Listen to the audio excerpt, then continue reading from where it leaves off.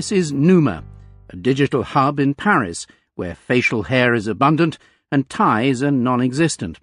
Perhaps it is insouciance, ignorance or quiet concentration, but when a government minister turns up, nobody notices. Insouciance refers to an attitude of being indifferent or having a casual lack of concern over things that a person should be concerned about, that they should be serious about. So, for example, a student might have an air of insouciance, acts like he doesn't really care. And it could be real. It could be that he truly doesn't care. Or it could be that this is just an attitude that he projects. When nobody's looking, he goes back and he studies away. But he doesn't want people to know that he's doing that because he wants to project this image of insouciance. And insouciance is not a word that you're going to see very often. Typically, this quality will be described as nonchalance.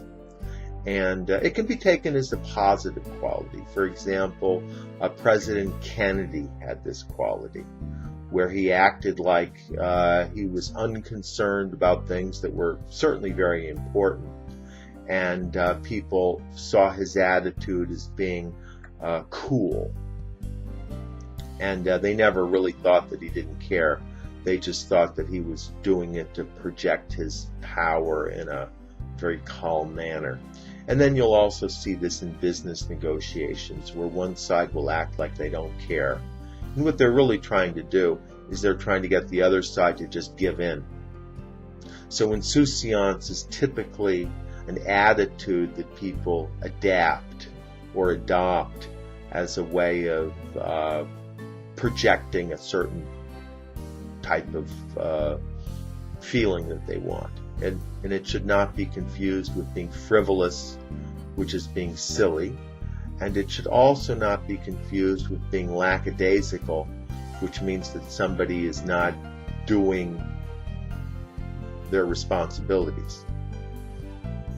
And so if you want to describe a calm state where people act like they're not worried about things, then you can use the word insouciance.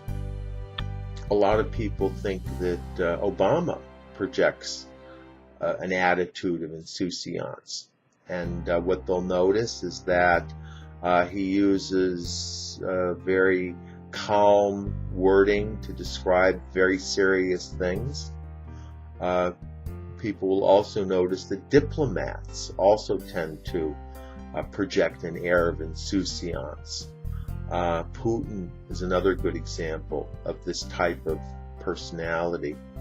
And people don't consider them to be weak. Generally, they assume this attitude to be one of projecting power. So it can come off pretty well if it's done correctly. A couple weeks ago, I worked up the courage to ask my boss for a raise. And he put his hands together and just acted like he didn't care one way or another whether I worked for the company or not. And I got so intimidated by it, I said, "Oh, don't worry about it. You don't have to bother giving me a raise. I think I'm being paid pretty well right now." So he won the negotiation because of his insouciance. But something is taking place in the capital's fringes and deserted industrial spaces. A city with more beauty and heritage than most, Paris is trying to shrug off its STAID image. STAID is a quality used to describe a person who is sedate, respectable, unadventurous, usually pretty conservative. Oftentimes it's used to describe a middle-aged man who seems pretty boring. So you can talk about a staid lifestyle in a suburb where somebody goes to work comes home, reads the paper, goes to bed, plays golf on Sunday or Saturday, and that's pretty much their life. A very staid, respectable life. Staid is also associated with the quality of being steady, and it is usually associated with older people who tend to be more restrained than young people in the way they express themselves. And it's also a quality that younger people don't usually like having associated with themselves before a certain age.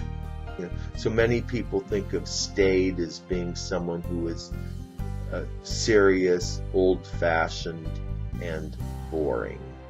Way back in the olden days with Bill Clinton, he seemed like a pretty exciting president.